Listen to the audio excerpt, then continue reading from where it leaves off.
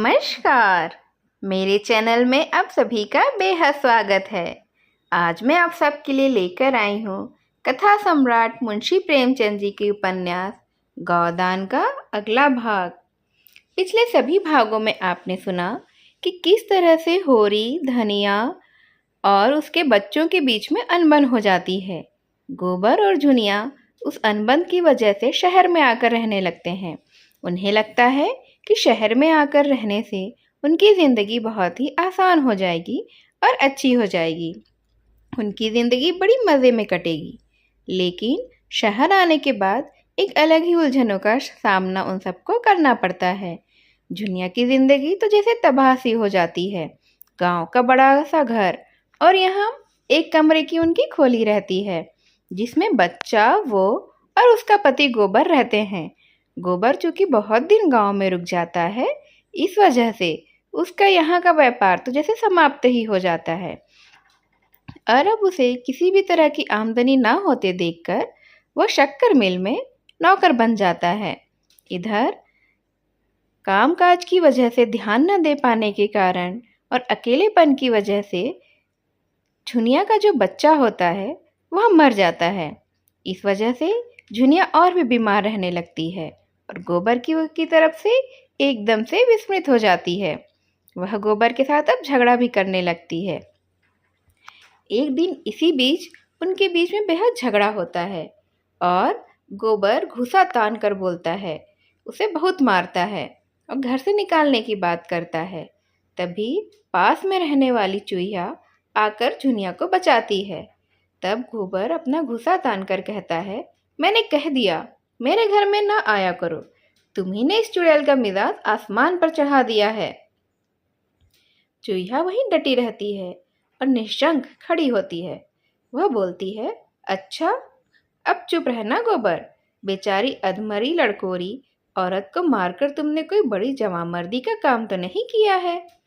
तुम उसके लिए क्या करते हो कि तुम्हारी मार को सहे, एक रोटी खिला देते हो, इसीलिए ना। अपने भाग बखानों की ऐसी गौ औरत पा गए हो, दूसरी होती तो तुम्हारे मुंह में झाड़ू मारकर कब की निकल गई होती।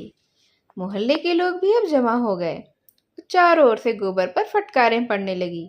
वही लोग जो अपने घरों में अपनी स्त्रियों को रोज पीटते थे, इस वक्त न्याय और दया के पुतले बने हुए थे। चूहिया और शेर हो गई और फरियाद करने लगी। दाढ़ी जार कहता है, मेरे घर न आया करो, बीवी बच्चा रखने चला है, यह नहीं जानता कि बीवी बच्चों को पालना बड़े गुर्दे का काम है। इससे पूछो, मैं ना होती तो आज यह बच्चा जो बछड़े की तरह कुलेले कर रहा होता है कहाँ होता। औरत को मारकर अपनी जवानी दिखाता है। मैं ना हुई तेरी बीवी, जी यही नहीं, जूती उठाकर मुंह पर तड़ातड़ जमाती और कोठरी में ढकेलकर बाहर से किवाड़ बंद कर देती। दाने दाने को तू तरस जाता। गोबर झल्लाया हुआ अपने काम पर चला गया और चूहिया औरत न होकर मर्द होती तो उसे मजा ही चखा देती। औरत के मुंह वो क्या ही लगेगा। मिल में असंतोष के बादल घने होते जा रहे थे। मजदूर बिजली की प्रतियां जेब में लिए फिरते और जरा भी अवकाश पाते तो 2-3 मजदूर मिलकर उसे पढ़ने लग जाते थे। पत्र की बिक्री खूब बढ़ रही थी। मजदूरों के नेता बिजली कार्यालय में आधी रात तक बैठे हड़ताल की स्कीमें बनाया करते। और प्रातःकाल जब पत्र में यह समाचार मोटे मोटे अक्षरों में छपता तो जनता टूट पड़ती थी। पत्र की कॉपियां बहुत ही ज्यादा बिकने लगी थी। इस तरह से वह माला माल होते जा रहे थे। उधर कंपनी के डायरेक्टर भी अपने घात में ही बैठे हुए थे। हड़ताल हो जाने में ही उनका हित था। आदमियों की कमी तो उन्हें थी नहीं, बेकारी भी बहुत ही बढ़ी हुई थी। इसके आधे वेतन पर तो ऐसे आदमी आसानी से मिल सकते थे। माल की तैयारी में एकदम आधी बचत हो जाएगी। 10-5 दिन काम का हरस तो होगा, लेकिन कुछ परवाह नहीं है। आखिर यही निश्चय हो गया कि मजूरी में कमी का ऐलान कर दिया जाए। दिन और समय नियत कर लिया गया। पुलिस को सूचना भी दे दी गई। मजूरों को कानो कान खबर नहीं थी, वे अपने घात में ही थे। उसी वक्त हड़ताल करना चाहते थे जब गोदाम में बहुत थोड़ा माल रह जाएगा और मांग की तेजी हो जाएगी। एकाएक एक दिन जब मजदूर लोग शाम को छुट्टी पाकर चलने लगे तो डायरेक्टरों का ऐलान सुना दिया गया। उसी वक्त पुलिस भी आ गई। मजदूरों की अपनी इच्छा के विरुद्ध उसी वक्त हड़ताल करनी पड़ी। जब गोदाम में इतना माल भरा हुआ था कि बहुत तेज मांग होने पर भी 6 महीने से पहले माल न उठ सकता था। मिर्जा खुर्शीद ने यह बात सुनी तो मुस्कुराए, मैं जैसे कोई मनस्वी योद्धा अपने शत्रु के रण कौशल पर मुग्ध हो गया हो। एक क्षण विचारों में डूबे रहने के बाद वे बोले, अच्छी बात है, अगर डायरेक्टरों की यही इच्छा है तो यही सही। हालात में उनकी मुआकिफी है, लेकिन हमें न्याय का बल है। वह लोग नए आदमी रखकर अपना काम चलाना चाहते हैं। हमारी कोशिश तो यही होनी चाहिए कि उन्हें एक भी नया आदमी ना मिले, और बस यही हमारी फतह होगी। बिजली कार्यालय में उसी वक्त खतरे की मीटिंग हुई। कार्यकारिणी समिति का भी संगठन हुआ, पदाधिकारियों का चुनाव हुआ और 8 बजे रात को मजदूरों का एक लंबा जुलूस निकला। 10 बजे रात को कल का सारा प्रोग्राम तय कर लिया गया और यह ताकीद भी कर दी गई कि किसी तरह का कोई दंगा फसाद ना होने पाए। मगर सारी कोशिशें बेकार हुई। हड़तालियों ने नए मजदूरों का टिड्डी दल मिल के द्वार पर खड़ा देखा तो इनकी हिंसा वृत्ति काबू से बाहर हो गई। सोचा था 100 50 आदमी रोज भर्ती के लिए आएंगे, उन्हें समझा बुझाकर या धमकाकर भगा देंगे। हड़तालियों की संख्या देखकर नए लोग आप ही भयभीत हो जाएंगे। मगर यहाँ तो नक्शा ही कुछ और था। अगर ये सारे आदमी भर्ती हो जाएं, तो हड़तालियों के लिए समझौते की कोई आशा ही नहीं बचेगी। तय यह हुआ कि नए आदमियों को मिल में जाने ही ना दिया जाए। बल प्रयोग के सिवा और कोई उपाय नहीं था। नया दल भी लड़ने मरने पर तैयार था। उनमें अधिकांश ऐसे भूखमरे थे जो इस अवसर को किसी भी तरह से छोड़ना नहीं चाहते थे। भूखों मर जाने से या अपने बल बच्चों को भूखों मरते देखने से तो यह कहीं अच्छा था कि इस परिस्थिति से लड़ मरे। दोनों दलों में फौजदारी हो गई। बिजली संपादक जो भाग खड़े हुए, बेचारे मिर्जा जी भी पीट गए और उनकी रक्षा करते हुए गोबर भी बुरी तरह से घायल हो गया था। मिर्जा जी पहलवान आदमी थे और मंजे हुए फिकैत थे। अपने ऊपर कोई गहरा वार न पड़ने दिया।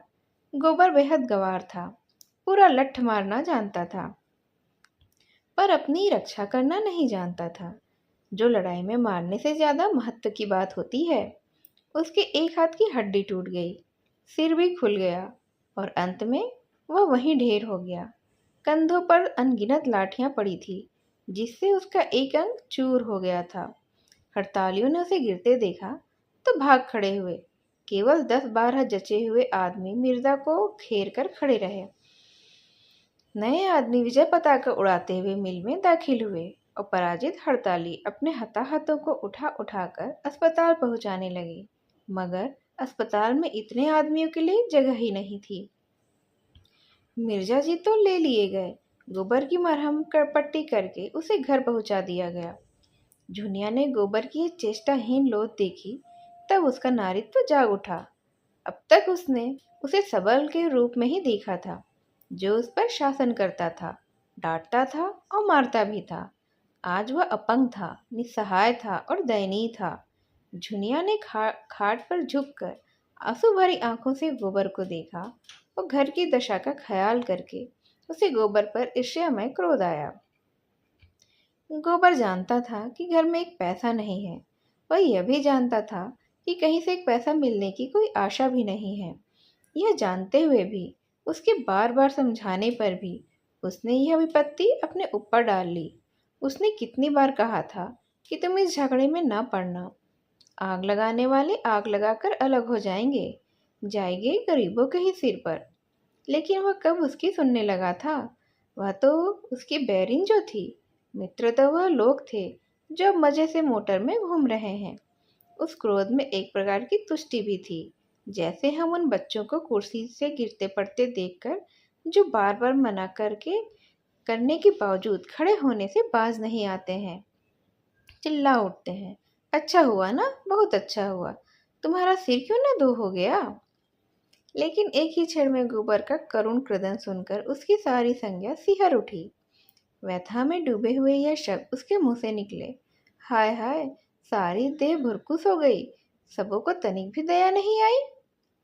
वह उसी तरह बड़ी देर तक गोबर का मुंह देखती रही।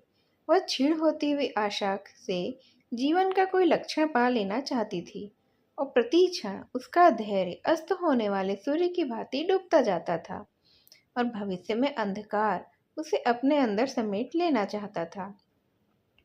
सहसा चूहा ने आकर पुकारा, गोबर का क्या हाल है बहू? मैंने तो अभी सुना, तो दुकान से दौड़ी आई हूँ। झुनिया ने रुके हुए आंसू उबल पड़े। कुछ बोल भी न सकी। भयभीत आंखों से चूहा की ओर देखा। चूहा ने गोबर का मुंह देखा, उसकी छाती पर हाथ रखा और आश्वासन भरे स्वर में बोली, यह 4 दिन में अच्छे हो जाएंगे, तू घबरा मत। कुशल हुई, तेरा सुहाग बलवान था। कई आदमी तो उसी दंगे में मर गए हैं। घर में कुछ रुपये पैसे हैं तेरे?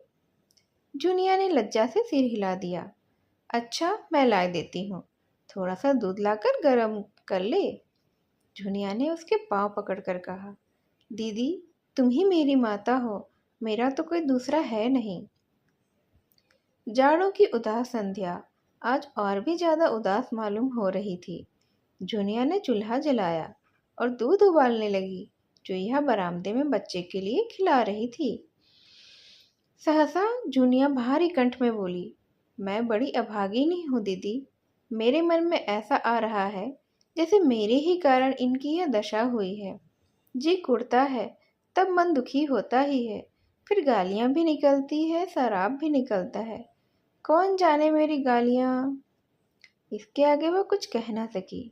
आवाज आंसुओं के रेले में बह चुकी थी। चूहा ने आंचल से उसके आंसू पोंछते हुए कहा, कैसी कैसी बातें सोचती है बेटी। यह तेरे सिंदूर का भाग है कि यह बच गए। मगर हाँ, इतना है कि आपस में लड़ाई हो तो मुंह से चाहे जितना बकले, मन में कीना न पाले।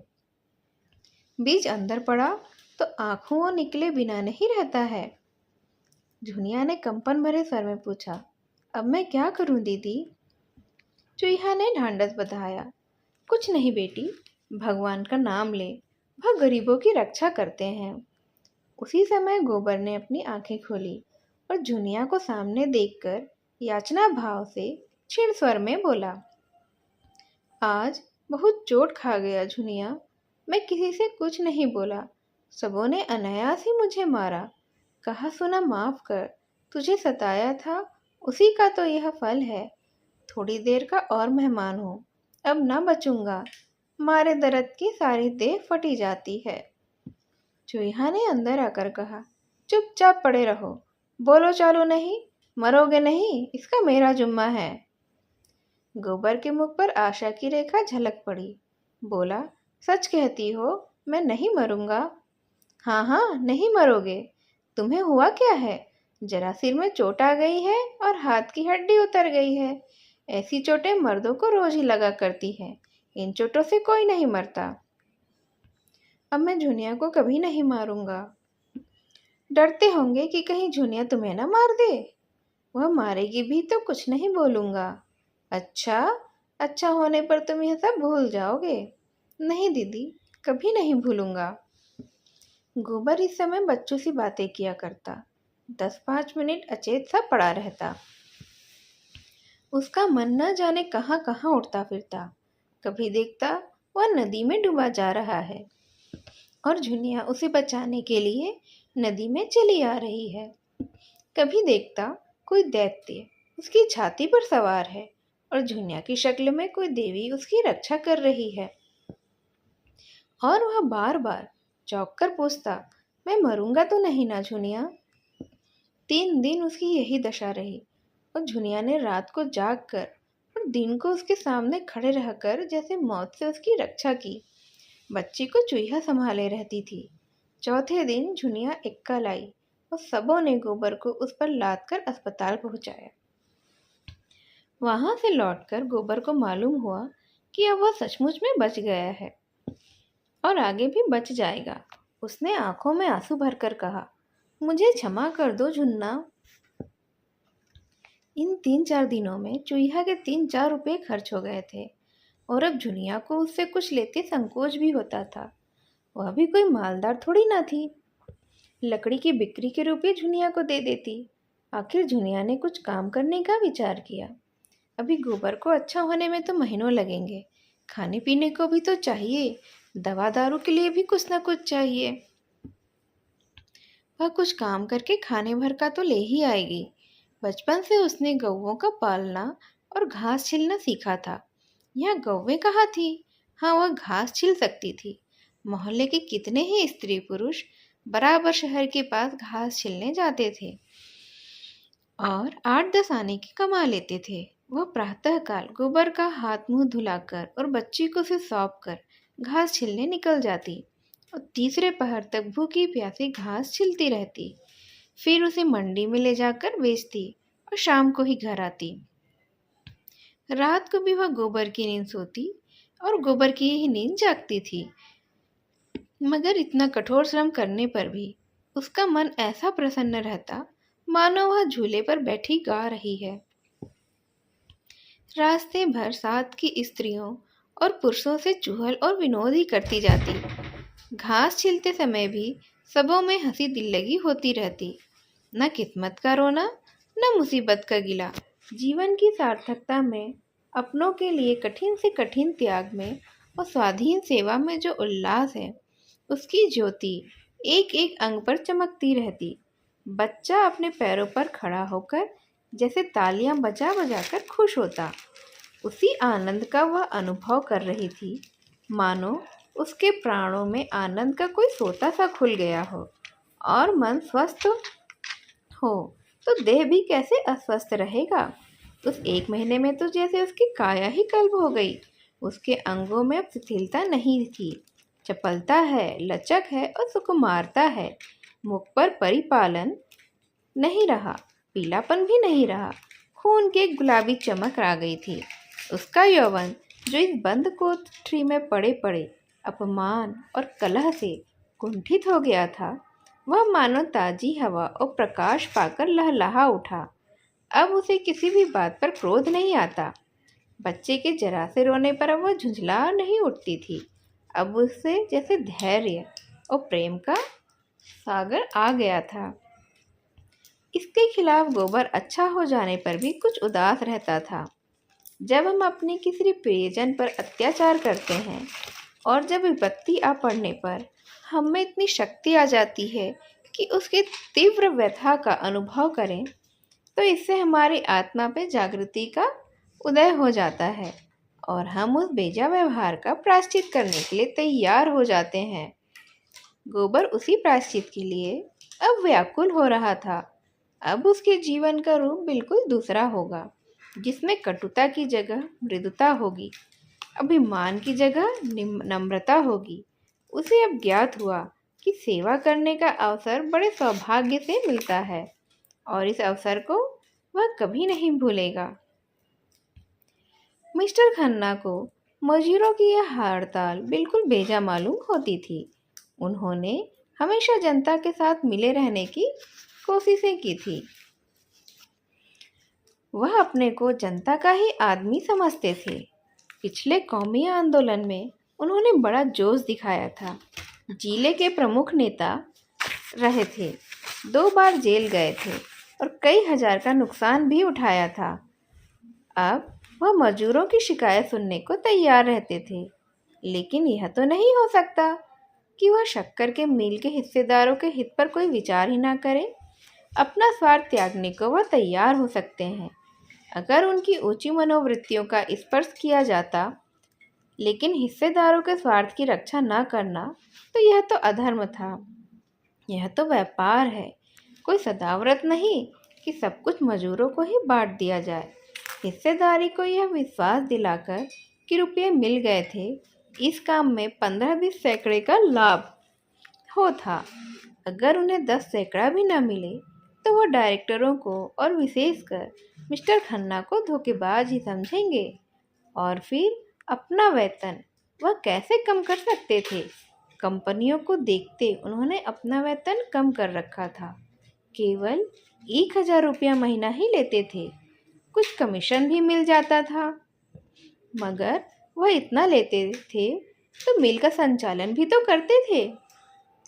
मजदूर केवल हाथ से काम करते हैं, डायरेक्टर अपनी बुद्धि से, विद्या से, प्रतिभा से और प्रभाव से काम करता है। दोनों शक्तियों का मोल बराबर तो नहीं हो सकता। मजदूरों को यह संतोष क्यों नहीं होता कि मंदी का समय है और चारों तरफ बेकारी फैली रहने के कारण आदमी सस्ते हो गए हैं। उन्हें तो एक की जगह पौन भी मिले तो उन्हें संतुष्ट रहना चाहिए। और सच पूछो तो वे संतुष्ट हैं, उनका कोई कसूर नहीं है। वे तो मूर्ख हैं। बचिया के ताऊ, शरारत तो ओमकारनाथ और मिर्जा खुर्शीद की है। यही लोग उन बेचारों को कठपुतली की तरह नचा रहे हैं, केवल थोड़े से पैसे और यश के लोभ में, वो भी पड़कर। वे यही नहीं सोचते कि उनकी दिल लगी से कितने घर तबाह हो जाएंगे। ओमकारनाथ का पत्र भी नहीं चलता तो बेचारे खन्ना क्या करें। और आज उनके पत्र के 1 लाख ग्राहक हो जाएं और उनसे उन्हें 5 लाख का लाभ होने लगे तो क्या वह केवल अपने गुजारे भर को लेकर शेष का शेष कार्यकर्ताओं में बांट देंगे? कहाँ की बात है यह। और वह त्यागी मिर्जा खुर्शीद तो एक दिन के ही लखपति थे। हजारों मजूर उनके नौकर थे, तो क्या वह अपने गुजार भर के लिए सब कुछ मजूरों में बांट देते? ये उसी गुजारे की रकम में यूरोपियन छोकरियों के साथ व्यवहार करते थे और बड़े बड़े अफसरों के साथ दावत उड़ाते थे। हजारों रुपए महीने की शराब भी पी जाते थे। हर साल फ्रांस और स्विट्जरलैंड की सैर किया करते थे। आज मजदूरों की दशा में उनका कलेजा फट जाता है। इन दोनों नेताओं की तो खन्ना को परवाह नहीं थी। उनकी नीयत की सफाई में पूरा संदेह था। न राय साहब की ही उन्हें कोई परवाह थी, जो हमेशा ही खन्ना की हाँ में हाँ मिलाया करते थे और उनके हर एक कदम का समर्थन कर दिया करते थे। अपने परिचितों में केवल एक ही ऐसा व्यक्ति था जिसके निष्पक्ष विचार पर खन्ना जी को पूरा भरोसा था, और वह थे डॉक्टर मेहता। जब से उन्होंने मालती से घनिष्ठता बढ़ानी शुरू की थी, खन्ना की नज़रों में उनकी इज्जत बहुत ही कम हो गई थी। मालती बरसों खन्ना की हृदयेश्वरी रह चुकी थी, पर उसे उन्होंने सदैव खिलौना ही समझा था। इसमें संदेह नहीं कि वह खिलौना उन्हें बहुत ही प्रिय था। उसके खो जाने पर या टूट जाने या छिन जाने पर वह खूब रोते और रोए भी थे, लेकिन वह खिलौना ही तो था। उन्हें कभी मालती पर विश्वास नहीं हुआ। वह कभी उनके ऊपर विलास आवरण को छेद कर उनके अंतःकरण तक नहीं पहुंच सकी थी। वह अगर खुद खन्ना से विवाह का प्रस्ताव करती तो वह स्वीकार नहीं करते, कोई बहाना करके टाल देते। अन्य कितने ही प्राणियों की भांति खन्ना का जीवन भी दोहरा या दो रुखी था। एक ओर वह त्याग और जनसेवा और उपकार के भक्त थे, तो दूसरी ओर स्वार्थ और विलास और प्रभुता के भी। कौन उनका असली रूप था ये कहना कठिन था। कदाचित उनकी आत्मा का उत्तम आधा सेवा और सहृदयता से बना हुआ था, मध्यम आधा स्वार्थ और विलास से। पर इस उत्तम और मध्यम में बराबर संघर्ष होता रहता था, और मध्यम ही अपनी उद्दंडता और हठ के कारण सौम्य और शांत उत्तम पर गालिब होता था। उसे मध्यम मालती की ओर झुकता था, उत्तम मेहता की ओर झुकता था, लेकिन वह उत्तम अब मध्यम के साथ एक हो गया था और उनकी समझ में ना आता था कि मेहता जैसा आदर्श व्यक्ति मालती जैसी चंचल और विलासिनी रमणी पर कैसे आसक्त हो गया है। वह बहुत प्रयास करने पर भी मेहता को वासनाओं का शिकार न स्थिर कर सकते थे, और कभी कभी उन्हें तो ये संदेह भी होने लगता था कि मालती का कोई दूसरा रूप भी है क्या, जिसे वह ही ना देख सके हो और जिसे देखने की उनमें कोई क्षमता ही ना हो। पक्ष और विपक्ष के सभी पहलुओं पर विचार करके उन्होंने यह नतीजा निकाला कि इस परिस्थिति में मेहता ही उन्हें प्रकाश दिला सकते हैं। डॉक्टर मेहता को काम करने का नशा था। आधी रात को सोते थे और घड़ी रात रहे उठ जाते थे। कैसा भी काम हो उसके लिए वह कहीं ना कहीं से समय निकाल लेते थे। हॉकी खेलना हो या यूनिवर्सिटी डिबेट, ग्रामीण संगठन हो या किसी शादी का नवेद, सभी कामों के लिए उनके पास लगन थी और समय था। वह पत्रों में लेख भी लिखते थे। वो कई साल से एक बृहद दर्शन ग्रंथ भी लिख रहे थे जो अब समाप्त होने वाला था। इस वक्त भी वह एक वैज्ञानिक खेल ही खेल रहे थे। अपने बगीचे में बैठे हुए पौधों पर विद्युत संचार क्रिया की परीक्षा कर रहे थे। उन्होंने हाल में एक विद्वान परिषद में यह सिद्ध किया था कि फसलें बिजली के जोर से बहुत थोड़े समय में पैदा की जा सकती हैं और उनकी पैदावार बढ़ाई जा सकती है और बेफसल चीज़ें भी उपजाई जा सकती हैं। आजकल सवेरे के 2-3 घंटे वह इन्हीं परीक्षाओं में लगा दिया करते थे।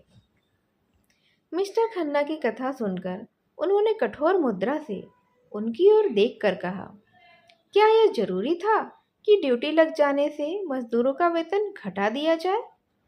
आपको सरकार से शिकायत करनी चाहिए थी। अगर सरकार ने नहीं सुना तो उसका दंड मजदूरों को क्यों दिया जाए? क्या आपका विचार है कि मजदूरों को इतनी मजदूरी दी जाती है कि उसमें चौथाई कम कर देने से मजदूरों का किसी भी तरह का कोई कष्ट नहीं होगा? आपके मजदूर बिलों में रहते हैं, गंदे बदबूदार बिलों में, जहां आप 1 मिनट भी रह जाएं तो आपको कैद हो जाए। कपड़े जो पहनते हैं उनसे आप अपने जूते भी ना पोंछेंगे और खाना जो वह खाते हैं वह आपका कुत्ता भी नहीं खाएगा। मैंने उनके जीवन में भाग लिया है। आप उनकी रोटियां छीनकर अपने हिस्सेदारों का पेट भरना चाहते हैं? खन्ना ने अधीन होकर कहा, लेकिन हमारे सभी हिस्सेदार तो धनी नहीं है ना। कितनों ही ने अपना सर्वस्व इसी मिल की भेंट में कर दिया है और इसके नफे के सिवा उनके जीवन का कोई भी अब आधार नहीं है।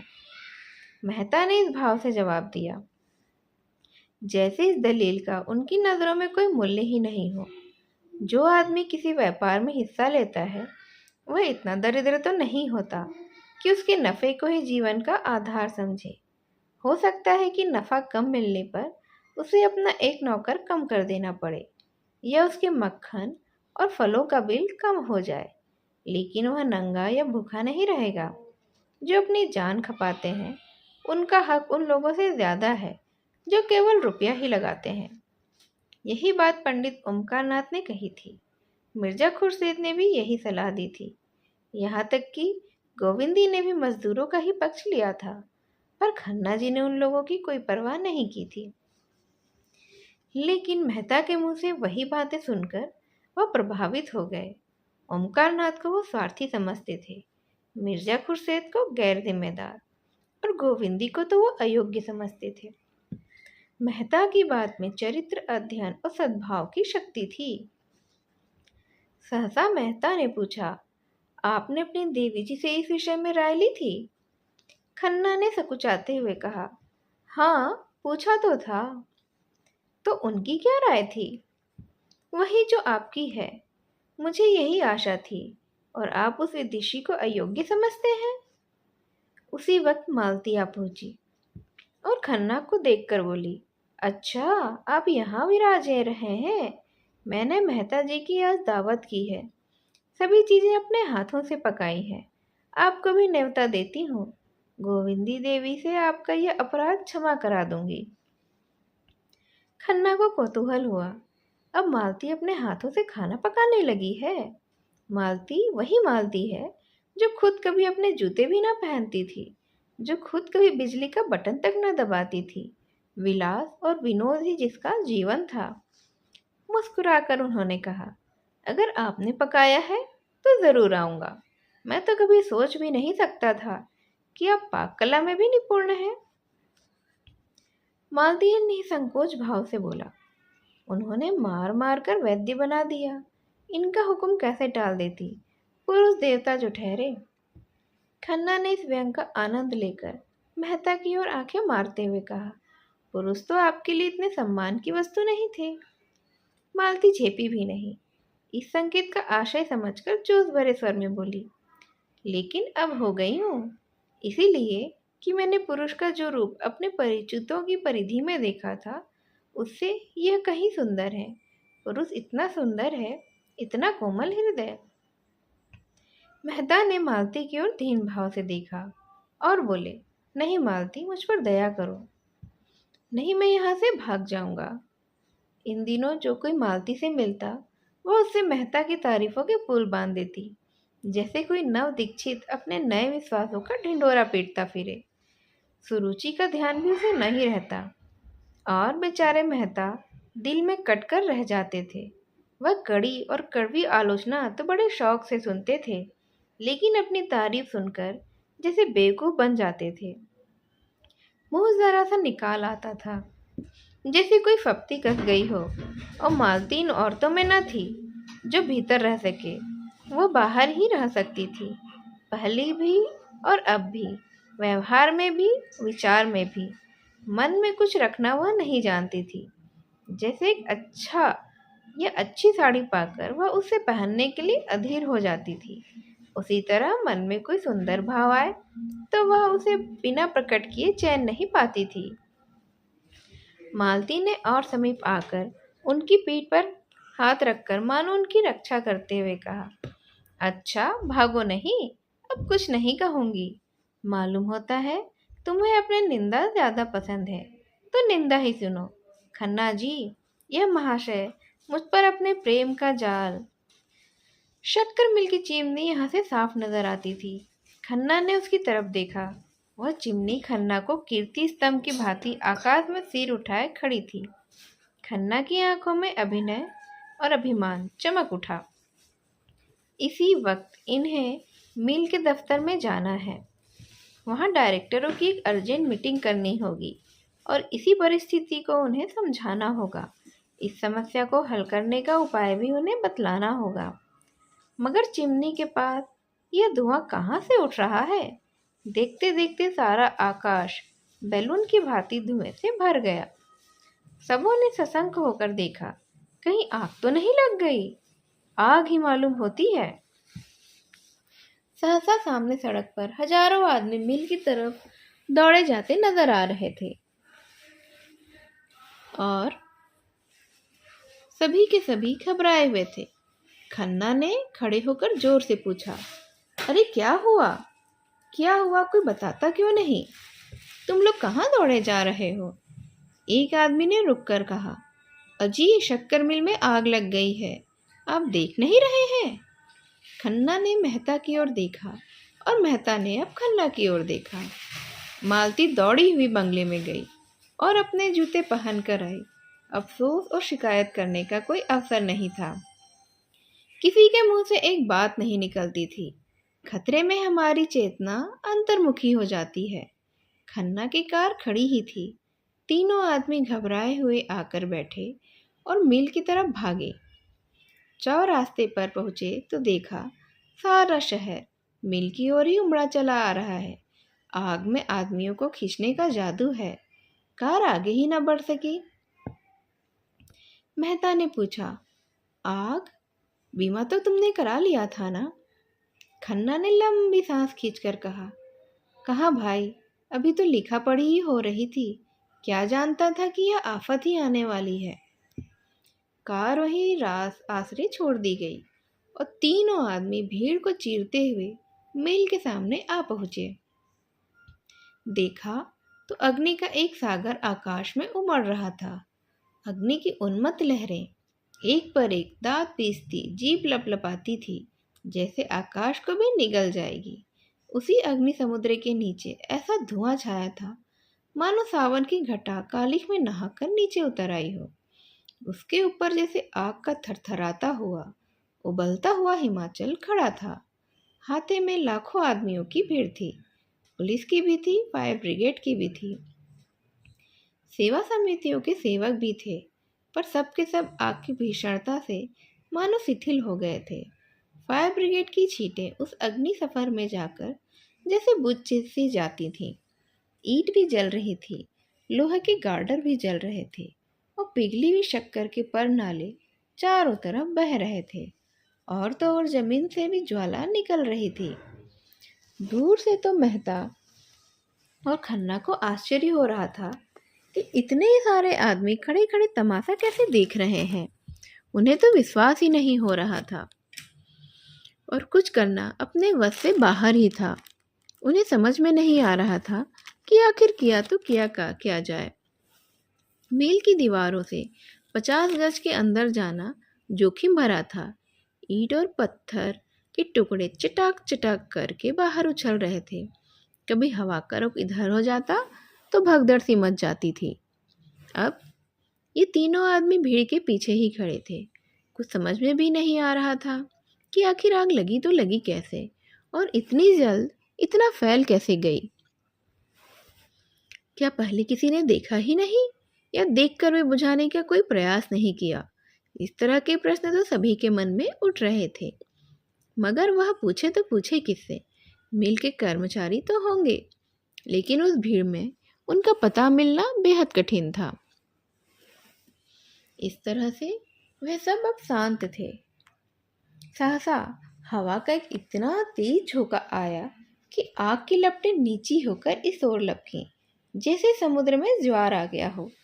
लोग सिर पर पांव रखकर भागने लगे, एक दूसरे पर गिरते रेलते जैसे कोई शेर ही झपट पड़ा हो।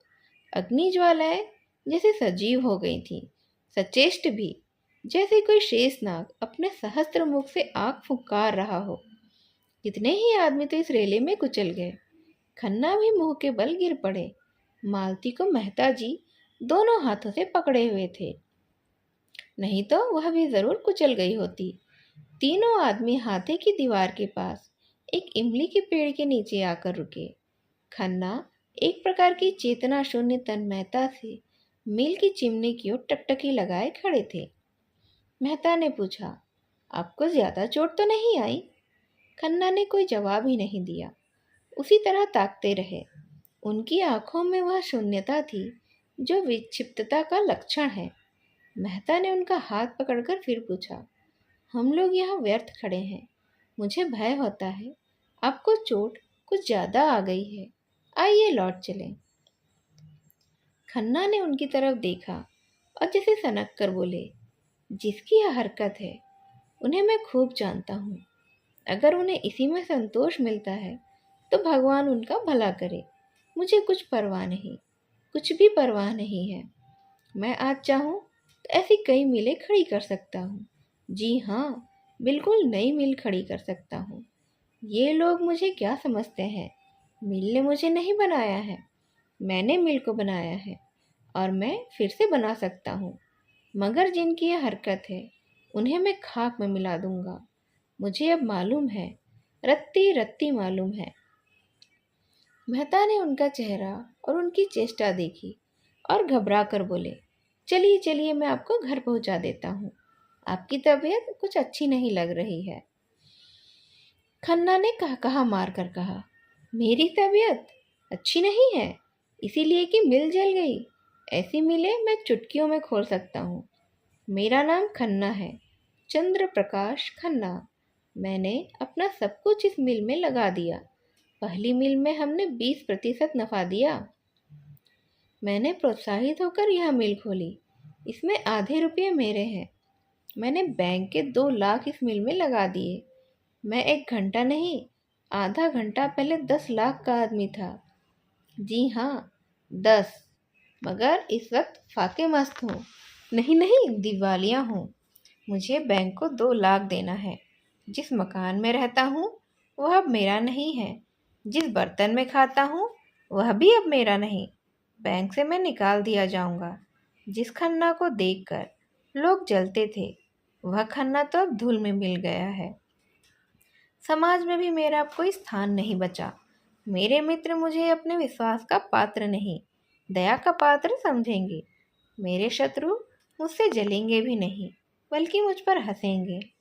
आप नहीं जानते मिस्टर मेहता, मैंने अपने सिद्धांतों की कितनी हत्या की है, कितनी रिश्वतें दी हैं और कितनी रिश्वतें ली हैं। किसानों की ऊख तौलने के लिए कैसे आदमी रखे, कैसे मैंने नकली बाट रखे। क्या कीजिएगा यह सब सुनकर? लेकिन खन्ना अपनी यह दुर्दशा कराने के लिए क्यों जिंदा रहेगा? जो कुछ होना है हो। दुनिया जितना चाहे हंसे, मित्र लोग जितना चाहे अफसोस करें, और लोग जितनी गालियां देना चाहें दें।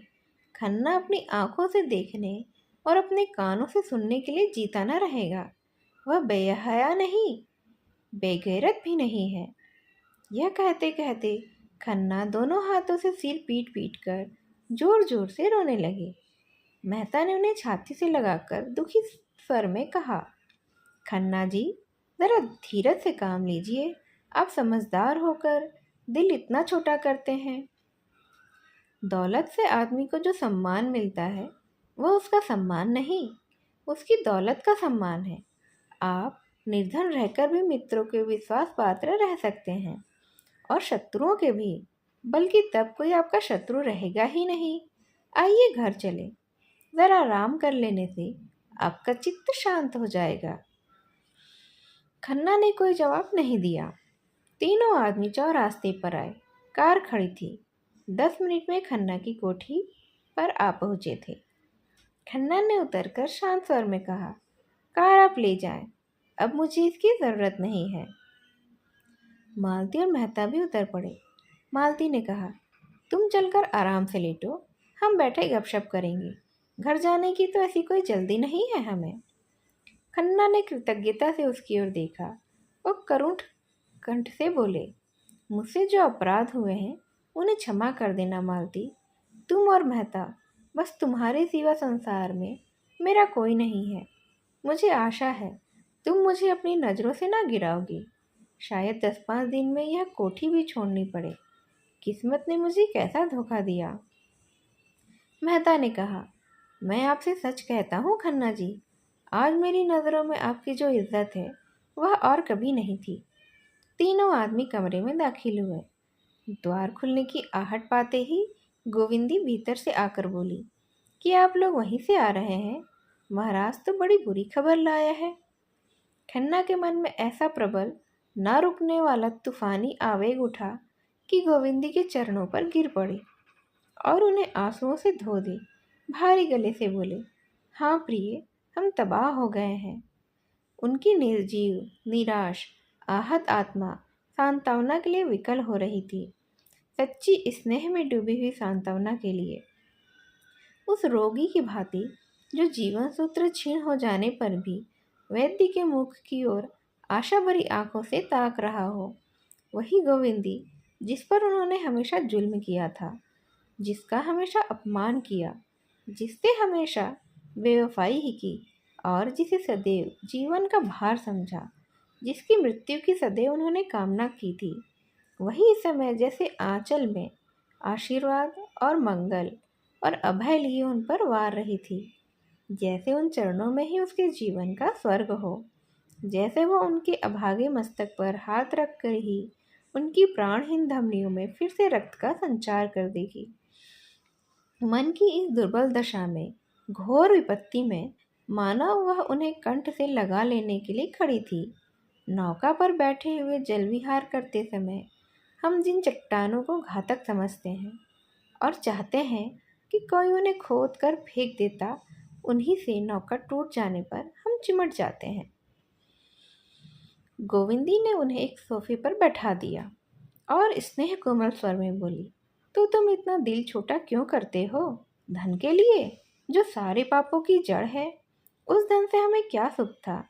सवेरे से आधी रात तक एक न एक झंझट, आत्मा का सर्वनाश। लड़के तुमसे बात करने को तरस जाते थे। तुम्हें समधियों का पत्र लिखने तक की कोई फुर्सत नहीं थी। क्या बड़ी इज्जत थी मार? हाँ थी, क्योंकि दुनिया आजकल धन की पूजा करती है और हमेशा करती चली आई है। उसे तुमसे कोई प्रयोजन नहीं। जब तक तुम्हारे पास लक्ष्मी है, तुम्हारे सामने पूंछ हिलाएगी। कल उतनी ही भक्ति से दूसरों के द्वार पर भी सिजदे करेगी। तुम्हारी तरफ ताकेगी भी नहीं। सत्पुरुष धन के आगे सिर नहीं झुकाते। वह देखते हैं तुम क्या हो। अगर तुम में सच्चाई है, न्याय है, त्याग है और पुरुषार्थ है, तो वे तुम्हारी पूजा करेंगे। नहीं, तुम्हें समाज का लुटेरा समझकर मुंह फेर लेंगे, बल्कि तुम्हारे दुश्मन हो जाएंगे। मैं गलत तो नहीं कहती ना मेहता जी? मेहता ने मानो स्वर्ग स्वप्न से चौंक कर कहा। गलत? आप वही कह रही हैं जो संसार के महान पुरुषों ने जीवन का तात्विक अनुभव करने के बाद कहा। जीवन का तो यही सच्चा आधार है। गोविंदी ने मेहता को संबोधित करते हुए कहा, धनी कौन होता है? इसका कोई विचार नहीं करता। वही जो अपने कौशल से दूसरों को बेवकूफ़ बना सकता है। ऐसा है? खन्ना ने बात काट कर कहा, नहीं गोविंदी, धन कमाने के लिए अपने में संस्कार चाहिए। केवल कौशल से धन नहीं मिलता है, इसके लिए भी त्याग और तपस्या करनी पड़ती है। शायद इतनी साधना में ईश्वर भी मिल जाए। हमारी सारी आत्मिक और बौद्धिक शारीरिक शक्तियों के सामंजस्य का नाम ही धन है। गोविंदी ने विपक्षी न बनकर मध्यस्थ भाव से कहा, मैं मानती हूँ कि धन के लिए थोड़ी तपस्या नहीं करनी पड़ती, लेकिन फिर भी हमने उसे जीवन में जितने महत्व की वस्तु समझ रखा है ना, उतना महत्व तो उसमें नहीं है। मैं तो खुश हूँ कि तुम्हारे सिर से ये बोझ टल गया। अब तुम्हारे लड़के आदमी होंगे, स्वार्थ और अभिमान के पुतले नहीं। जीवन का सुख दूसरों को सुखी करने में ही है, उनको लूटने में नहीं है। बुरा न मानना, अब तक तुम्हारे जीवन का अर्थ था आत्मसेवा, भोग और विलास। देव ने तुम्हें वह साधन से वंचित करके तुम्हारे ज़्यादा ऊंचे और पवित्र जीवन का रास्ता खोल दिया है। यह सिद्धि प्राप्त करने में अगर कुछ कष्ट भी हो तो उसका स्वागत ही करो। तुम इसे विपत्ति क्यों समझते हो? नहीं समझो, तुम्हें न्याय से लड़ने का अवसर मिला है। मेरे विचार में तो पीड़क होने से पीड़ित होना कहीं श्रेष्ठ है। धन खोकर अगर हम अपनी आत्मा को पा सके तो यह कोई महंगा सौदा नहीं है। न्याय के सैनिक बनकर लड़ने में जो गौरव और जो उल्लास है, क्या उसे इतनी जल्द भूल गए हो? गोविंदी के पीले सूखे मुख पर तेज की ऐसी चमक थी मानो उसमें कोई विलक्षण शक्ति आ गई हो, मानो उसकी सारी मुख साधना प्रगल्भ हो उठी हो।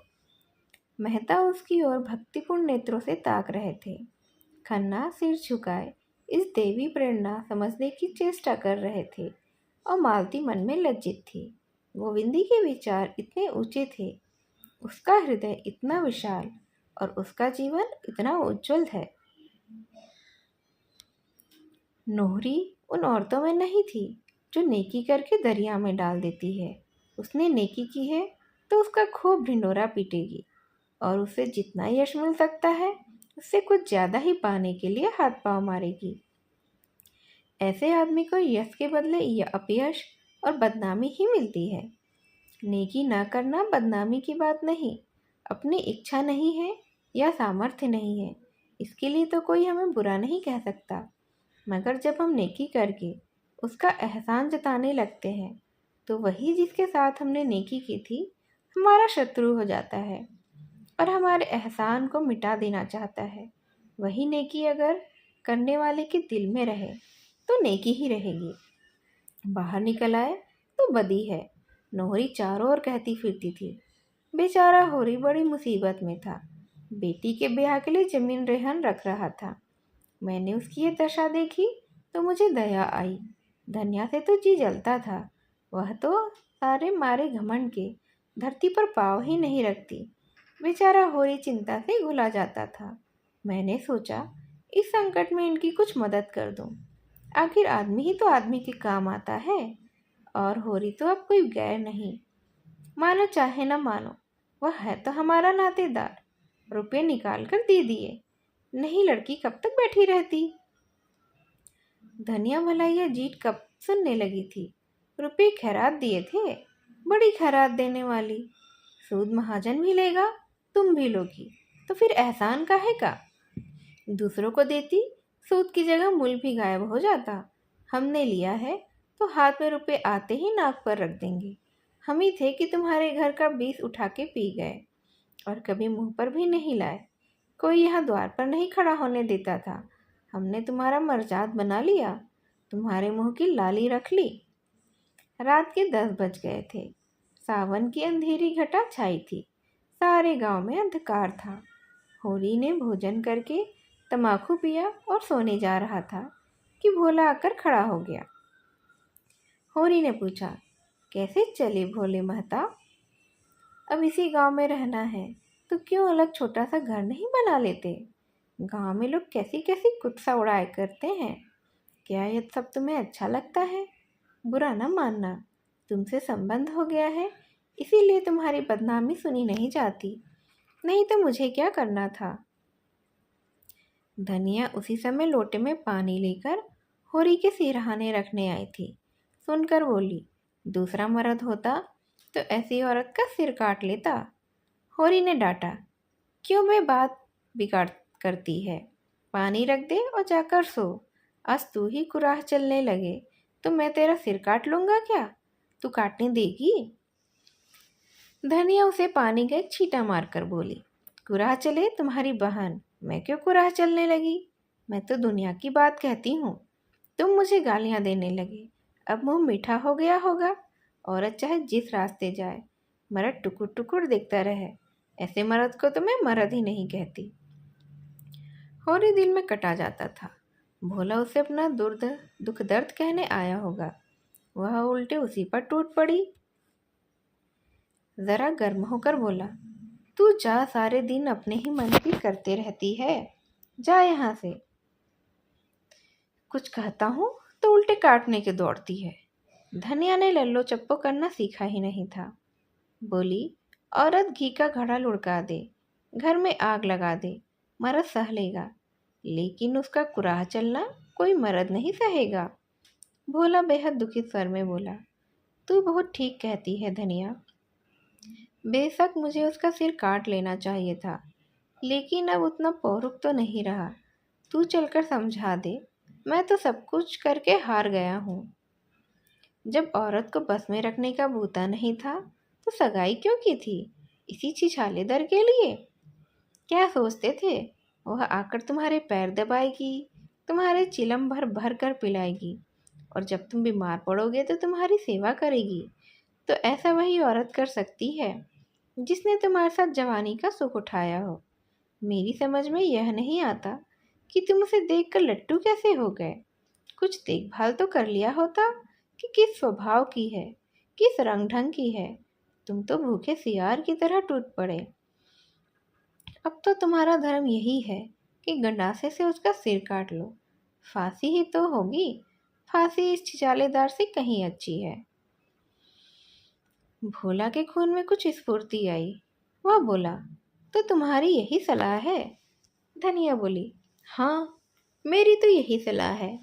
अब 150 बरस तो जियोगे नहीं, समझ लेना इतनी ही उम्र थी। होरी ने अब की जोर से फटकारा, चुप रह, बड़ी आई है वहां से सतवंती बन के। जबरदस्ती चिड़िया तक तो पिंजरे में रहती नहीं, आदमी क्या रहेगा?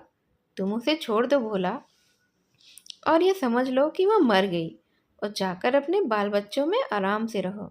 2 रोटी खाओ और राम का नाम लो। जवानी के सुख अब गए। यह औरत चंचल है, बदनामी और जलन के सिवा तुम उससे कोई भी सुख नहीं पाओगे। भोला नोहरी को छोड़ दे, असंभव। नोहरी इस समय भी उसकी और रोष भरी आंखों से तरेरती हुई जान पड़ती थी, लेकिन नहीं, भोला अब उसे छोड़ ही देगा। जैसा कह रही है, कर रही है, उसका फल भोगे। आंखों में आंसू आ गए और बोला, होरी भैया, इस औरत के पीछे मेरी जितनी सांसत हो रही है मैं ही जानता हूँ। इसी के पीछे कामता से मेरी लड़ाई हुई। बुढ़ापे में यह दाग भी लगना ही था, वह लग गया। मुझे रोज ताना देती है कि तुम्हारी तो लड़की निकल गई, मेरी लड़की निकल गई, चाहे भाग गई, लेकिन अपने आदमी के साथ पड़ी तो है, उसके सुख दुख की साथिन तो है। इसकी तरह तो मैंने औरत ही नहीं देखी। दूसरों के साथ तो हंसती है, मुझे देखा तो कुप्पे सा मुंह फुला लिया। मैं गरीब आदमी ठहरा, 3-4 आने रोज की मजूरी करता हूँ। दूध दही मांस मछली रबड़ी मलाई अब कहाँ से लेकर आऊँ? भोला यहाँ से प्रतिज्ञा करके अपने घर गए। अब बेटों के साथ रहेंगे। बहुत धक्के खा चुके। लेकिन दूसरे दिन प्रातःकाल होरी ने देखा तो भोला दुलारी सहुआइन की दुकान से तम्बाकू लिए जा रहे थे। होरी ने पुकारना उचित नहीं समझा। आसक्ति में आदमी अपने बस में नहीं रहता है। वहाँ से आकर धनिया से बोला, भोला तो अभी वही है, नोहरी ने सचमुच इन पर कोई जादू कर दिया है। धनिया ने नाक सिकोड़ कर कहा, जैसी बेहया वह है वैसा ही बेहया यह है। ऐसे मर्द को तो चुल्लू भर पानी में डूब मरना चाहिए। अब वह सेखी न जाने कहाँ गई। जुनिया यहाँ आई तो उसके पीछे डंडा लिए फिर रहे थे। इज्जत बिगड़ी जाती थी, अब इज्जत नहीं बिगड़ती इनकी। होरी को भोला पर दया आ रही थी। बेचारा इस उल्टा के फेर में पड़कर अपनी जिंदगी बर्बाद किए डालता था। छोड़कर जाए भी तो कैसे? स्त्री को इस तरह से छोड़कर जाना क्या सहज है? यह चुड़ैल उसे वहाँ भी तो चैन से न बैठने देगी। कहीं पंचायत करेगी, कहीं रोटी कपड़े का दावा करेगी। अभी तो गांव ही के लोग जानते हैं। किसी को कुछ कहते संकोच भी होता है, कंफुसिया करके ही रह जाते हैं। तब तो दुनिया भी भोला को ही बुरा कहेगी। लोग तो यही कहेंगे कि जब मर्द ने छोड़ दिया तो बेचारी अबला करे तो क्या।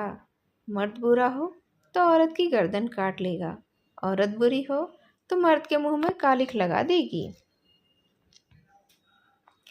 इसके 2 महीने बाद एक दिन गांव में यह खबर फैली कि नोहरी ने मारे जूतों के भोला की चांद गंजी कर दी। वर्षा समाप्त हो गई थी और रबी बोने की तैयारियां हो रही थी। होरी की उग तो नीलाम हो गई थी। उग के बीज के लिए उसे रुपए ना मिले और उग बोई ही नहीं। इधर दाहिना बैल भी बैठाऊ हो गया था और एक नए बैल के बिना काम नहीं चल सकता था। पुनिया का एक बैल नाले में गिरकर मर गया था। तब से और भी अड़चन पड़ गई थी। एक दिन पुनिया के खेत में हल जाता, एक दिन होरी के खेत में। खेतों की जुताई जैसी होनी चाहिए वैसी नहीं हो पाती थी। होरी हल लेकर खेत में गया, मगर भोला की चिंता बनी हुई थी। उसने अपने जीवन में कभी यह न सुना था कि किसी स्त्री ने अपने पति को जूतों से मारा हो। जूतों से क्या, थप्पड़ घूसे सभी कुछ जमा दिए हों और वह कुछ भी ना कर पाया हो।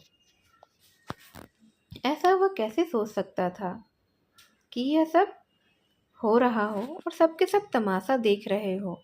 इस औरत ने कैसे उस भागे का गला छूटेगा? अब तो भोला को कहीं डूब ही मरना चाहिए। जब जिंदगी में बदनामी और दुर्दशा के सिवा और कुछ ना हो तो आदमी का मर जाना ही अच्छा होता है। कौन भोला के नाम को रोने वाला बैठा है? बेटे चाहे क्रियाक्रम कर दें, लेकिन लोग लाज के बस आंसू किसी की आंख में भी नहीं आएगा। और यह सब यहीं खत्म होने वाला भी नहीं है। तिरसना के बस में पड़कर आदमी इस तरह अपनी जिंदगी चौपट ही करता है। जब कोई रोने वाला ही नहीं है तो फिर जिंदगी का क्या मोह, मरने से कैसा डर।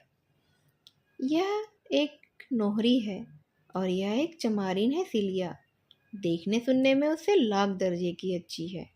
चाहे 2 को खिलाकर खाए और राधिका बनी घूमे, लेकिन मजूरी करती है, भूखों मरती है और मतई के नाम पर ही बैठी है। और वह निर्दयी बात भी नहीं पूछता है। कौन जाने धनिया मर गई होती तो आज होरी की भी यही दशा होती। उसकी मौत की कल्पना ही से होरी को रोमांच हो उठा। धनिया की मूर्ति मानसिक नेत्रों के सामने आकर खड़ी हो गई। सेवा और त्याग की देवी, जबान की तेज पर मोम जैसा हृदय, पैसे पैसे के पीछे प्राण देने वाली, पर मर्यादा रक्षा के लिए अपना सर्वस्व होम कर देने को तैयार। जवानी में वह कम रूपवती नहीं थी। नोहरी उसके सामने क्या है? चलती थी तो रानी सी लगती थी। जो देखता था देखता ही रह जाता था। यही पटेश्वरी और झिंगुरी तब जवान थे। दोनों धनिया को देखकर छाती पर हाथ रख लेते थे। द्वार के 100 चक्कर लगाते थे। होरी उनकी ताक में रहता था, मगर छेड़ने का कोई बहाना न पाता था। उन दिनों घर में खाने पीने की बड़ी तंगी थी। पाला पड़ गया था और खेतों में भूसा तक नहीं हुआ था। लोग छड़बेरिया खा खा कर दिन काटते थे। होरी को कहते कैंप में काम करने के लिए जाना पड़ता था। 6 पैसे रोज मिलते थे। धनिया घर में अकेली ही रहती थी। कभी किसी ने उसे किसी छैला की ओर ताकते नहीं देखा। पटेश्वरी ने एक बार कुछ छेड़ की थी। उसका तो ऐसा मुंहतोड़ जवाब दिया कि वह अभी तक नहीं भूले हैं। सहसा उसने दाता माता दीन को अपनी ओर आते देखा। कसाई कहीं का, कैसा तिलक लगाया है, मानो भगवान का असली भगत है ये। रंगा हुआ सियार है, ऐसे ब्राह्मण को पालागन कौन करेगा।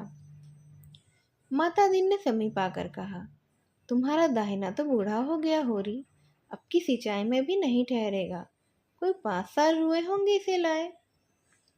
होरी ने दाएं बैल की पीठ पर हाथ रखकर कहा, कैसा पांचवा, यह 8वां चल रहा है भाई।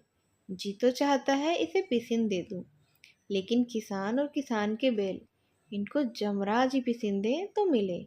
इसकी गर्दन पर जुआ रखते मेरा मन कचोटता है।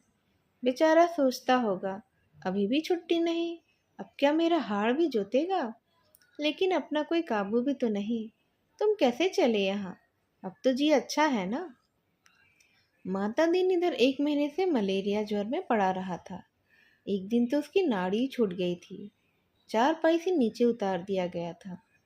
तब से उसके मन में यह प्रेरणा हुई थी कि सीलिया के साथ अत्याचार करने का उसे यह दंड मिला है। जब उसने सीलिया को घर से निकाला तब वह गर्भवती थी। उसे तनिक भी दया नहीं आई। पूरा गर्भ लेकर वह मजूरी करती रही। अगर धनिया ने उस पर दया न की होती तो वह तो मर गई होती। कैसी कैसी मुसीबतें झेल कर जी रही है, मजूरी भी तो इस दशा में नहीं कर सकती। अब लज्जित और द्रवित होकर वह सीलिया को होरी के हंसते 2 रुपए देने आया।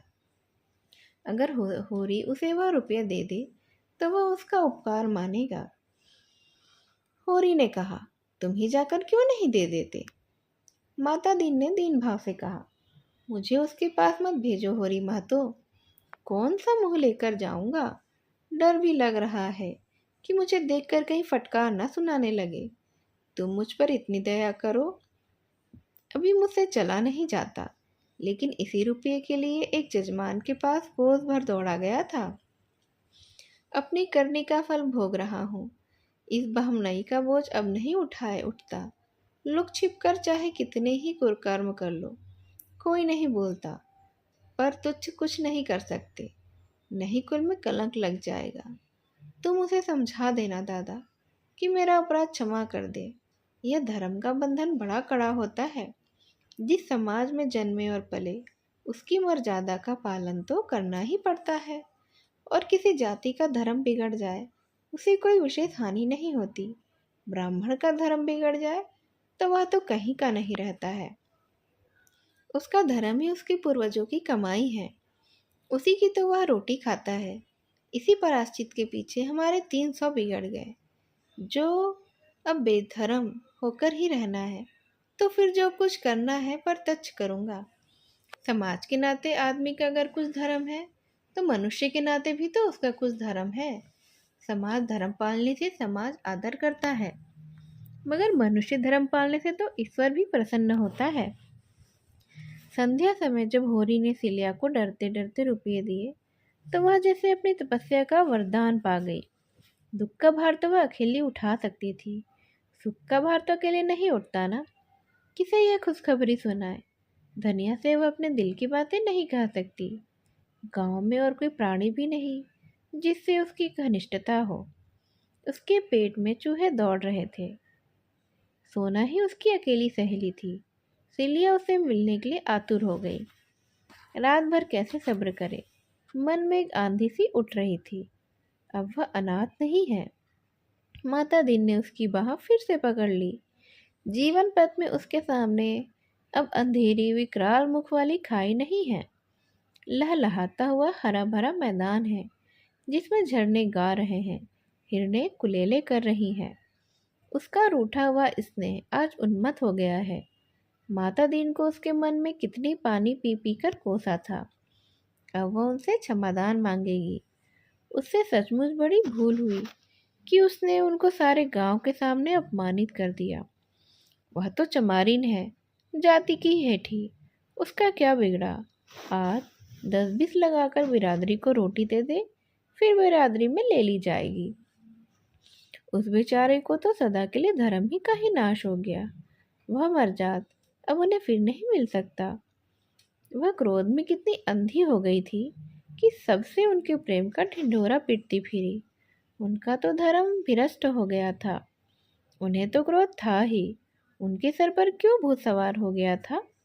वह अपने ही घर चली जाती तो कौन सी बुराई हो जाती? घर में उसे कोई बांध तो नहीं लेता। देश माता दिन की पूजा इसीलिए तो करता है कि वह नेम धर्म से रहते हैं। वही धर्म नष्ट हो गया तो वह क्यों ना उसके खून के प्यासे हो जाते भला। जरा देर पहले तक उसकी नज़र में सारा दोष माता दिन का था और अब सारा दोष उसका खुद का। सहृदयता ने सहृदयता ही पैदा की। उसने बच्चे को छाती से लगाकर खूब प्यार किया। अब उसे देखकर लज्जा और ग्लानि नहीं होती। वह अब केवल उसकी दया का पात्र नहीं है, वह अब उनके संपूर्ण मातृ स्नेह और गर्व का अधिकारी है। कार्तिक की रुपहली चांदनी प्रकृति पर मधुर संगीत की भांति छाई थी। तिलिया घर से निकली। वह सोना के पास जाकर यह सुख संवाद सुनाएगी। अब उससे रहा नहीं जाता। अभी तो सांझ हुई है, डोंगी मिल जाएगी। वह कदम बढ़ाती हुई चली। नदी पर आकर देखा तो डोंगी उस पार थी और मांझी का भी कहीं पता नहीं। चांद घुलकर जैसे नदी में बहा जा रहा था। वह एक क्षण कुछ खड़ी सोचती रही, फिर नदी में घुस पड़ी। नदी में कुछ ऐसा ज्यादा पानी तो क्या ही होगा। उस उल्लास के सागर के सामने वह नदी क्या ही चीज थी। पानी पहले तो घुटनों तक था, फिर कमर तक आया और फिर अंत में गर्दन तक पहुंच गया। अब तो सिलिया डरी कि कहीं डूब ना जाए, कहीं कोई गड़ा न पड़ जाए, पर उसने जान पर खेल कर पांव आगे बढ़ाया। अब वह मझधार में है। मौत उसके सामने नाच रही है, मगर वह घबराई नहीं। उसे तो तैरना आता है। लड़कपन में इसी नदी में वह कितनी बार तैर चुकी है। खड़े खड़े नदी को पार भी कर चुकी है। फिर भी उसका कलेजा धक धक कर रहा है। मगर पानी कम होने लगा। अब तो कोई भय नहीं। उसने जल्दी जल्दी नदी पार की और किनारे पहुंचकर अपने कपड़े का पानी निचोड़ लिया और शीत से कांपती हुई आगे बढ़ी। चारों तरफ सन्नाटा था। गीदड़ों की आवाज भी सुनाई नहीं पड़ती थी और सोना से मिलने की मधुर कल्पना उसे उड़ाए लिए जाती थी। मगर उस गांव में पहुंचकर उसे सोना के घर जाते अब संकोच होने लगा। मथुरा क्या कहेगा और उसके घर वाले क्या कहेंगे? सोना भी बिगड़ेगी कि इतनी रात गई तो क्यों आई? देहातों में दिन भर के थके मांदे किसान सरे शाम ही सो जाते हैं। सारे गांव में तो सोता पड़ गया था। मथुरा के घर के द्वार भी बंद थे। सिलिया किवाड़ को न खुलवा सकी। लोग उसे इस भेष में देखकर क्या कहेंगे? वहीं द्वार पर अलाव में अभी भी आग चमक रही थी। सिलिया अपने कपड़े सेकने लगी। सहसा किवाड़ खुला और मथुरा ने बाहर निकलकर पुकारा, अरे कौन बैठा है अलाव के पास? सिलिया ने जल्दी से आंचल सिर पर खींच लिया और समीप आकर बोली, मैं हूँ सिलिया। सिलिया, इतनी रात गए कैसे आई हो? वहां तो सब कुशल है ना? हाँ, सब कुशल है। जी घबरा रहा था, सोचा चलूं सबसे भेंट करती आऊं। दिन को तो छुट्टी नहीं मिलती ना। तो क्या नदी था कर आई हो? और कैसे आती, पानी कम था। मथुरा उसे अंदर ले गए। बरोठे में अंधेरा था। उसने सिलिया का हाथ पकड़कर अपनी ओर खींचा। सिलिया ने झटके से हाथ छुड़ा लिया और रोब से बोली, देखो मथुरा, छेड़ोगे तो मैं सोना से कह दूंगी तुम मेरे छोटे बहनोई हो। यह समझ लो, मालूम होता है सोना से मन नहीं पड़ता। मथुरा ने उसकी कमर में हाथ डालकर कहा, तुम बहुत निष्ठुर हो सिल्लो। इस वक्त कौन देखता है? क्या मैं सोना से सुंदर हूँ? अपने भाग नहीं बखानते कि ऐसी इंदर की परी पा गए हो? अब भौरा बनने का मन चला है, उससे कह दूं तो तुम्हारा मुंह ना देखेगी। मथुरा लंपट नहीं था। सोना से उसे प्रेम भी था। इस वक्त अंधेरा और एकांत और सिलिया का यौवन देखकर उसका मन चंचल हो उठा था। वह तभी पाकर होश में आ गया। सिलिया को छोड़ता हुआ बोला, तुम्हारे पैरों पड़ता हूँ सिल्लो, उससे न कहना। अभी जो सजा चाहो दे लो। सिल्ली को भी उस पर दया आ गई। धीरे से उसके मुंह पर चपत जमा कर बोली, इसकी सजा यही है कि फिर मुझे ऐसी शरारत ना करना और ना किसी और से करना, नहीं सोना तुम्हारे हाथ से निकल जाएगी। मैं कसम खाता हूँ सिल्लो, अब कभी ऐसा नहीं होगा। उसकी आवाज़ में याचना थी। सिल्लो का मन आंदोलित होने लगा। उसकी दया सरस होने लगी। और जो करो तो तुम जो चाहना कर लेना। सिल्लो का मुंह उसके मुंह के पास आ गया था और दोनों की सांस और आवाज़ और देह में कंपन हो रहा था। सहसा सोना ने पुकारा, किससे बात करते हो वहाँ? सिल्लो पीछे हट गई। मथुरा आगे बढ़कर आंगन में आ गया और बोला, सिल्लो तुम्हारे गांव से आई है। सिल्लो भी पीछे आकर आंगन में खड़ी हो गई थी। उसने देखा सोना यहाँ कितने आराम से रहती है। ओसारी में खाट है, उस पर सुजनी का नर्म बिस्तर बिछा हुआ है, बिल्कुल वैसा ही जैसा माता दिन की चारपाई पर बिछा रहता है। तकिया भी है, लिहाफ भी है। खाट के नीचे लोटे में पानी रखा हुआ है। आंगन में ज्योत्सना ने आईना सा बिछा रखा है। एक कोने में तुलसी का चबूतरा है। दूसरी ओर ज्वार के ठेठों के कई बौछ दीवार से लगे रखे हैं। बीच में पुआलों के गट्ठे भी हैं। समीप ही ओखल है जिसके पास फूटा हुआ धान पड़ा हुआ है। खपरेल पर लौकी की बेल भी चढ़ी हुई है और कई लौकियां ऊपर चमक रही हैं। दूसरी ओर की ओसारी में एक गाय बंधी हुई है। इस खंड में मथुरा और सोना सोते हैं और लोग दूसरे खंड में होंगे। सिलिया ने सोचा, सोना का जीवन कितना ज़्यादा सुखी है। अब तक सोना उठकर आंगन में आ गई थी, मगर सिल्लो से टूटकर गले नहीं मिली। सिल्लो ने समझा, शायद मथुरा के खड़े होने के कारण सोना संकोच कर रही है, या कौन जाने उसे अब अभिमान हो गया हो। सिल्लो चमारिन से गले मिलने में अपना अपमान समझती हो। उसका सारा उत्साह ठंडा हो गया था और इस मिलन से हर्ष के बदले उसे अब ईर्ष्या हुई। सोना का रंग कितना खिल गया है और देह कैसी कंचन की तरह निखर आई है। अब सोना के रूप का वर्णन अगले भाग में। ये कहानी मैं यहीं समाप्त करती हूँ। अगली कहानी के साथ मैं आपसे फिर से मिलने आऊँगी। तब तक के लिए मेरी इस कहानी को सुनने के लिए आप सभी का बेहद धन्यवाद। नमस्कार।